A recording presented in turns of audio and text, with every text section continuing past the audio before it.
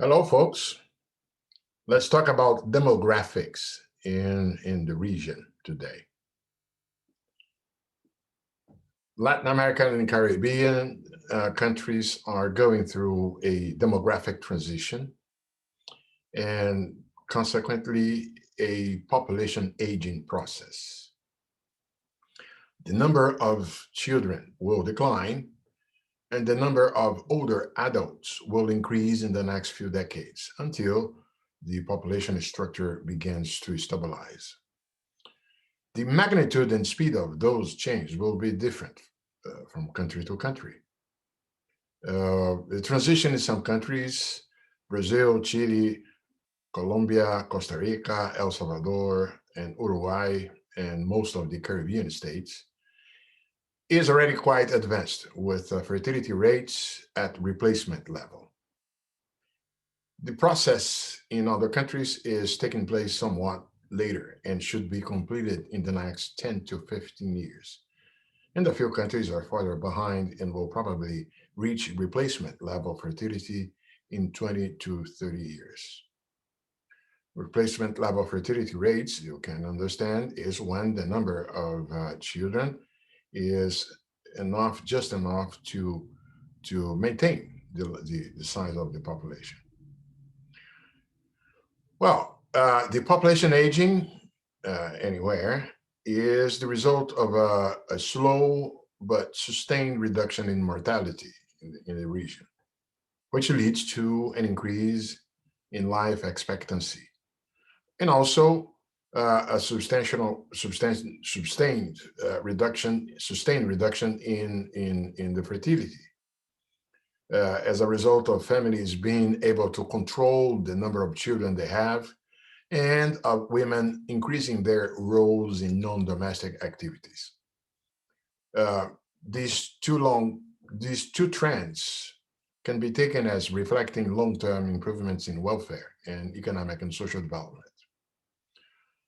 However, this process also entails policy challenge, as many public institutions, such as education, health, and pension systems, labor market regulations, they are designed for a different demographic context in the past, and therefore they need to be adapted to be effective in the new scenario.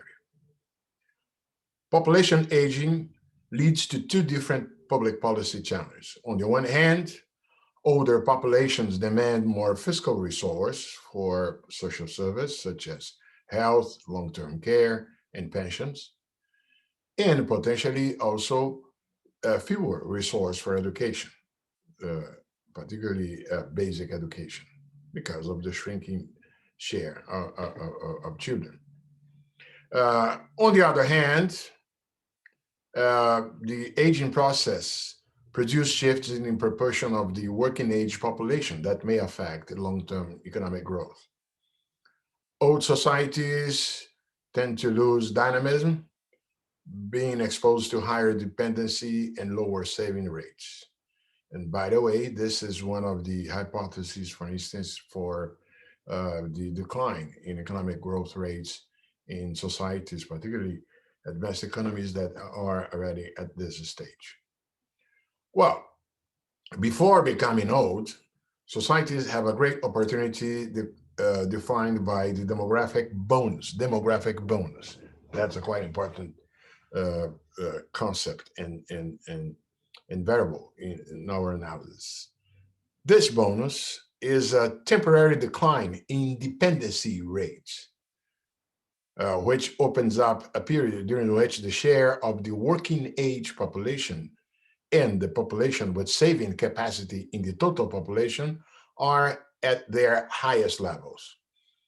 This phenomenon constitutes a great opportunity in the short term because the higher saving rates may result in increases in the capital endowment per worker and in productivity, which we have already seen in this course as key as factors for growth. But for that to happen, institutional, financial, and fiscal conditions must be generated that promote larger savings and investments to accelerate per capita GDP growth in a sustainable way. The report that I recommended for you guys to read, and which I'm using here in this presentation, among other things, provides a very interesting conceptual framework to analyze the impacts of population aging, as you can see in the chart. The chart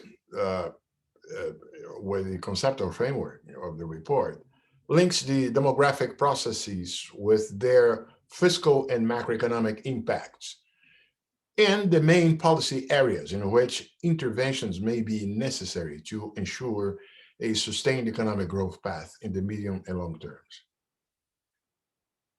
Just to recapitulate, the population aging is caused by two trends observed in most societies around the world: declines in both fertility and mortality. These declines have a direct impact on age structures, as the proportion of older individuals grows over time, and population size, as its growth rate declines and in some cases may become even negative, as it is the case in some countries already now. Those changes have, I'm sorry, in turn, significant impacts on two fronts. First, fiscal accounts can be directly affected because an older population tends to demand higher spending on programs such as pensions, health service, and long-term care. And second, the medium to long-term decline in the proportion of the working age population puts at risk the possibility of ensuring sustained per capita GDP growth, which is necessary to improve population welfare. Apology, give me just a second, please.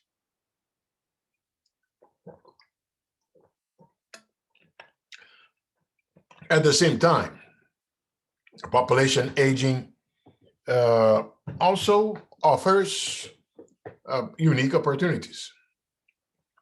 As the age structure changes with decline in fertility and maturity, the proportion of active age individuals in society tends to temporarily grow before the aging process results in higher dependency rates.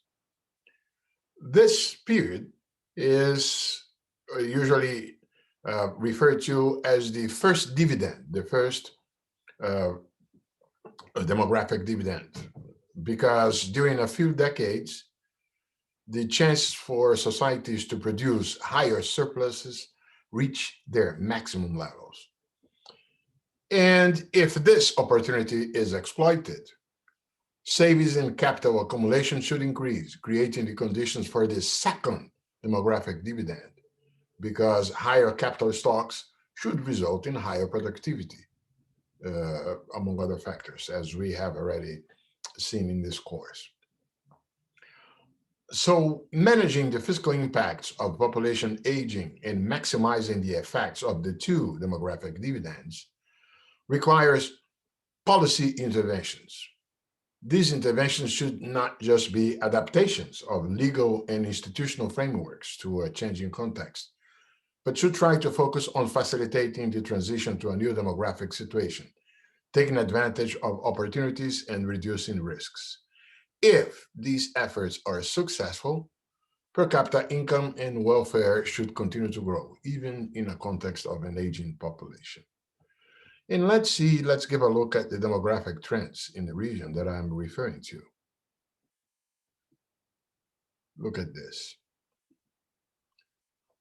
All countries in Latin America and the Caribbean are in the midst of their demographic transitions, meaning that people live longer and have fewer children. They are at different stages of that demographic transition, as I have mentioned. But this chart shows the trajectories of life expectancy and of the total fertility rate for a selected group of countries from 1955 to 2045. It's a long time span. And as you can see, changes in Latin America and the Caribbean have been deep.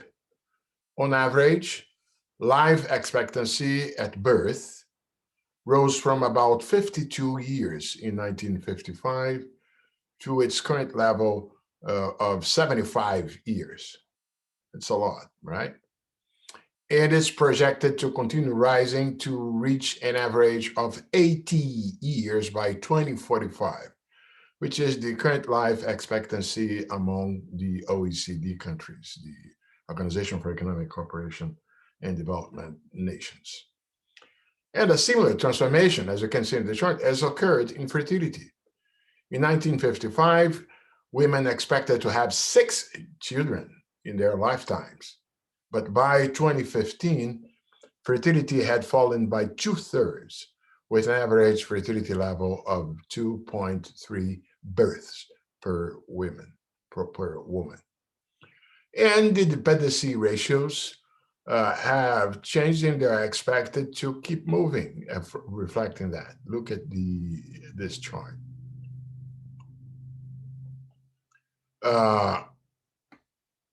See, dependency rates is, well, you have on the one side the number of children younger than age 15 for every 100 individuals between the ages of 15 and 64. That's the child dependency ratio. The number of children, lower age, as a comparison to the individuals taken as in the productive, in the working age, 15 to 64. And also the dependency rate reflects the number of elderly people with age 65 and older for every 100 individuals between the ages of 15 and 64. That's the old age dependency ratio. So you have the child dependency ratio plus the old age dependency ratio. The sum of those two rates gives an idea of the share of the population that depend on those at working age. And you see in the chart how at the regional level we get the downward trend in child dependency that began in the 70s and should continue until sometime after 2050, according to the analysis there, and assuming that the reasons for the previous change will remain. And also, at the same time, you see the increasing trend in the old age rate, which is now accelerating and should begin to slow down toward the end of the century. The combined effects of these two opposite trends produce a medium-term decline in the total dependency rate, which should reach its minimum by 2025 and then start growing again, as the first effect in terms of falling child dependency ratio cease, and then you start to have the other one, the old age dependency ratio, rising. The part that is detached, the enlarged in the chart, that shows when the different countries there reached or will reach their minimum dependency rate and at what level. It's interesting to note, you can see the position of Cuba there. Cuba had an early and deep bonus, reaching the minimum dependency rate at less than 45% in the late 2000s. At the other extreme, Guyana, the demographic bonus of Guyana will happen much later and with less intensity. The minimum dependency rate is expected to happen in the late 2050s, and that will be much higher than those of Cuba in other countries at about 52%. Guyana and Cuba. And in the middle, you have a more variegated situation. But even so, we may separate two categories. one that includes those that are currently reaching or about to reach their minimum dependency rates. That's the case of Brazil, Colombia, Peru, and Uruguay, for instance. And the other, including those that will do so in the mid-2030s or 2040s. And even within these groups, there are significant differences in the magnitude of the bonus. Uruguay's lowest dependency rate will be 55%, while Cuba and Brazil will reach less than 45%, implying that opportunity generated by the demographic bonus should be much larger for them. Now, aging and public spending is a place where challenges are brought by the demographic transition that we are referring to, as I said. See, public spending displays some programs of public spending have their magnitude directly linked to the size of different age groups. Spending on basic education is a great example, given that a country with relatively more children will probably confront higher demand in this area, in basic education. Similarly, spending on pension programs, health service, and long-term care is usually higher as populations become older. Of course, the relation between population aging and spending on these programs is not strict because policy design and preference regarding coverage, magnitude, and quality of benefits should have a large effect as well. And public spending on those programs can be decomposed into a demographic component and the policy component, the option in terms of, as I said, those aspects. So the impact of demography on public spending can be assessed through the demographic dependency ratio, which measures the size of the potential beneficiary population relative to the working age population. For example, the dependency ratio for public education is defined as the ratio of the student age population to the working age population. Whereas the policy impact is measured by what the specialists call benefit generosity ratio. This indicator, the BGR, that is mentioned in the chart, reflects the combined effects of two dimensions, coverage and spending per participant. The measures of the benefit generosity ratio, the BCR, it measures the relative cost of benefits per person at risk in the need of the policies in relation to the average productivity of workers in the economy. For example, the BGR, the benefit generosity ratio for public education, is the level of public spending on education divided by the school-age population, expressed as a proportion of the average productivity of the working age population. That is to say, the GDP divided by the working age population. So a BGR of 10% in education indicates that the annual public benefit per school-age individual is equivalent to 10% of the GDP per working age adult. And the BGR depends on coverage and spending per participant. A country with a large youth population but no access to public education will have a low BGR. And the same can be expected in a country with high coverage but very low per capita spending. And interestingly, the chart presents the results of this decomposition for social expenditures in 18 countries in Latin America and the Caribbean. The dark blue bars in the chart show the current level of expenditures. And the light blue bars show the levels these expenditures could be expected to reach by 2045 if the demographic dependency ratio evolves as expected, and no change affected the BGR, the generosity ratio. Okay, so these bars show what would happen with social spending if nothing except demographic change over time. Demography change, sorry. And finally, the green bars add to this simulation a possible change in generosity.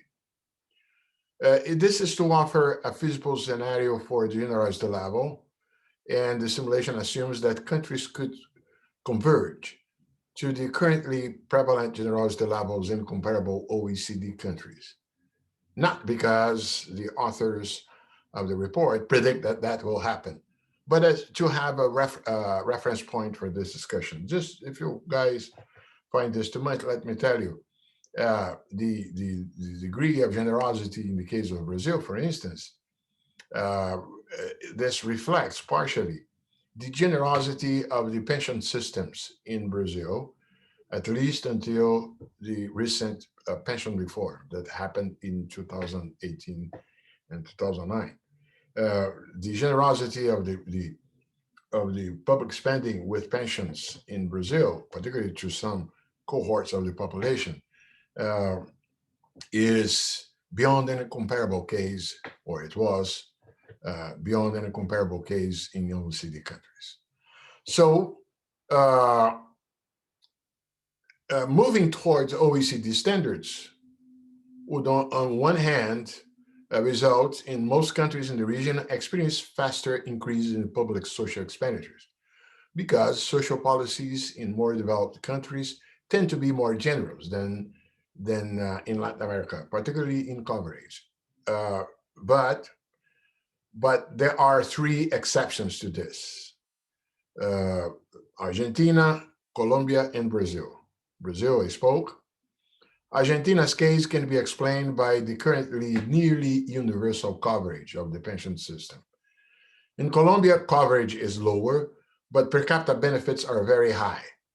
So converging to the OECD level would adjust those two dimensions in opposite directions. In Brazil, the combination, the current combination of high coverage and very generous benefits implies that convergence with the OECD would result in lower spending, as you can see in the chart.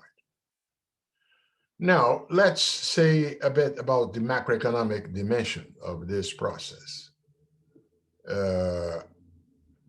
Look, fiscal pressures originating in changing the age structure are a serious concern because they may result in unsustainable conditions for the government to adequately provide service to the population, either because they will be forced to increase taxes beyond reasonable levels, or because they would need to reduce per capita spending in critical areas to balance their accounts. However, there is another dimension that is equally relevant besides the fiscal pressures, which is the macroeconomic impacts of population aging. Phrase is the following. That's a good catch. Latin American countries need to get rich before they get old. In aggregate terms, this means that societies need to take advantage of opportunities generated by the demographic bonus to significantly increase their growth rates before aging becomes a serious economic challenge. The demographic trends will produce, in the medium term, an increase in the need for resource for social policies. However, countries need to increase their capital accumulation, both physical and human capital, as we have approached before, including intangible assets that lead to TFP, to total factor productivity increase. This is, the way to leapfrog development stage to reduce the ever-growing gap with the richer and more developed countries. Focusing on policies that will contain the growth of social spending and increase worker productivity, such as introducing or expanding incentives to extend the effective retirement age And by the way, in most countries already at advanced stages of aging, they are gradually shifting exactly those age limits as not only health conditions have allowed people to work for a longer time, but also as also reflecting the aging structure change that I'm referring to. Well, let me say something about the life cycle theory, which is a well-established concept in view in economics, according to which labor income, consumption, and saving patterns change as someone gets older. Uh, People make choice about how much to spend based, those who can, of course, based on their perceived permanent lifetime income rather than the current income. And the life cycle can be divided into three stages: youth, adulthood, and elderly. During youth and elderly, average individuals consume more than they produce. Whereas in the second stage, they produce more than they consume, the savers. And economic growth depends, as we know, on the availability of labor and capital endowments, both physical and human capital, plus the residual component that we have called, like everybody else, total factor productivity. And the demographic bonus produces a temporary increase in labor supply that may be useful for increasing production and savings. But once aging accelerates, labor supply will tend to decline. And if capital accumulation and productivity increase do not become a driving force, GDP per capita may decline or stagnate. So as you can see, the demographic transition effect on the economic growth process, beyond the fiscal side, is related to what we have before in this talk named the first and second demographic dividends. The chart there shows that the positive impact of demography on savings does not seem to be sufficient to close the gap with more developed countries. In other words, Latin American countries are not fully taking advantage of the first dividend, and therefore weakening the potential for a second demographic dividend, and consequently making the goal of getting rich before getting old more difficult.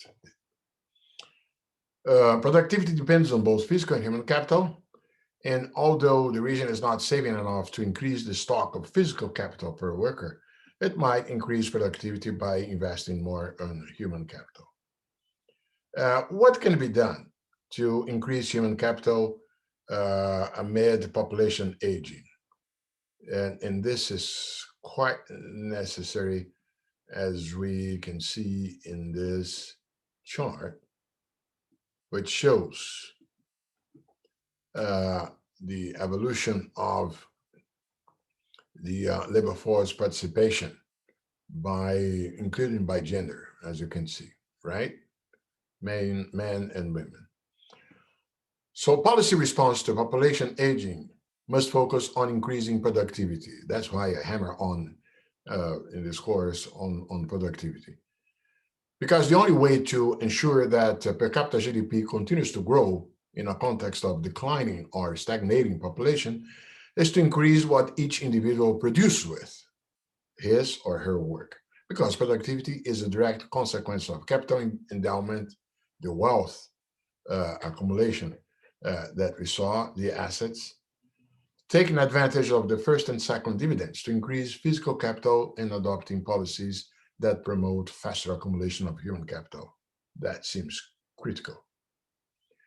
Well, human capital availability, as we have already discussed, is very much dependent on the combination of the number of workers and how skilled they are. The number of workers in the labor market may change purely because of demographic effects, but there are as well behavioral and regulatory factors that have important roles as well. And the chart shows the 85-year projections of labor force participation rates by gender, assuming that age-specific rates are constant, okay? The chart also shows a salient characteristic of labor markets in the region. Gender heterogeneity is high in all countries with lower participation rates for women. These gender gaps represent an important opportunity for policy action, as we have discussed before in this course. If female labor force participation increases and the gaps decline, a trend that has been observed in most countries, the decline of the total labor force participation rate could be delayed and the first dividend would be extended in time. And a similar effect can occur among older workers as individuals reach older age and better health and jobs becomes less physically demanding, as we also discussed. The possibility of extending working lives and postponing retirement increase. And my last chart is on an important component of this process of increasing human capital. That is to say, the improving education outcomes. Look, obviously, accumulating human capital may require higher expenditures on education per capita, but the efficiency of these expenditures is at least as important as their magnitude. As you can see in the chart, there is a consistent and very robust relationship between educational achievement, as measured by the exam there, the OECD exam, and per capita GDP across countries in the world. As the first demographic dividend period advanced in different countries, the weaknesses of education systems in providing adequate human capital to children and youth will result in missed opportunities. Most countries in the region have been able to expand education system coverage at primary levels.